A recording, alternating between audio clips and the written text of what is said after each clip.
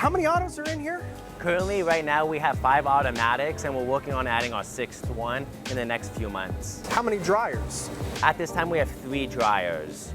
So you have strategically placed your presses so that multiple presses can feed the dryer to make you as efficient as possible. Yeah, so when we moved into this building, it was definitely a rectangle. So when moving into this space, we put this entire floor layout onto Photoshop and strategically placed the machines on what we thought would be best. What we determined was best was 2 automatics per conveyor dryer, and we'll just form a line. So what you'll see kind of going down this way is 2 automatics, conveyor dryer, 2 automatics, conveyor dryer, 2 automatics, conveyor dryer, and it keeps things, it's kind of like a repeatable formula.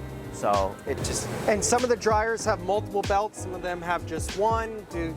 This belt right here has a split belt because we do the digital squeegee. It dries at a different temperature than plastisol. So when we were getting the digital squeegee, we knew that we needed to get a split belt. So on that side, the conveyor belt closest to the digital squeegee will slow it down in order to be able to cure the water-based inks. And then the belt on this side, since we're doing plastisol, runs a little bit faster. And so this machine over here, we have a split belt, and then these machines over there, it's just a single belt. Wow. And you know, one of these automatic presses, what do you average pieces per hour on a lot of them? Yeah, so we say that on a typical day, without pushing the pedal, we say that you can average 400 to 500 pieces an hour. You can always push it to go faster, but over a year's course, it's about just maintaining that speed. So we say per machine, 400 to 500 pieces per hour is what you can expect. On more difficult jobs, maybe slower. On easier jobs, maybe faster. But that's kind of like the variable that we go off. We like to say if we were starting a production run at the beginning of the day, by the end of the day, a safe number is about 2,000 to 2,500 pieces on a day's shift on each machine. On each machine, guys. And the setup of the job, computer to screen's got to make that a lot quicker. Yeah, so the advantage to the eye image is it was printing and exposing in a tri-lock position. A tri-lock position is where there's 3 touch points.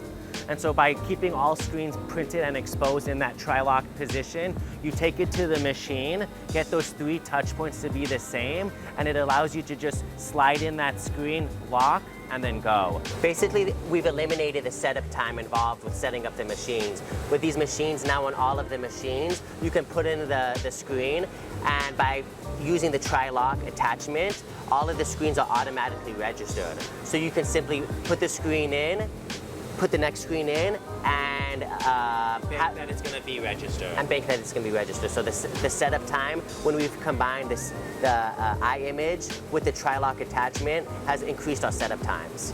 Decreased our setup time and increased the volume.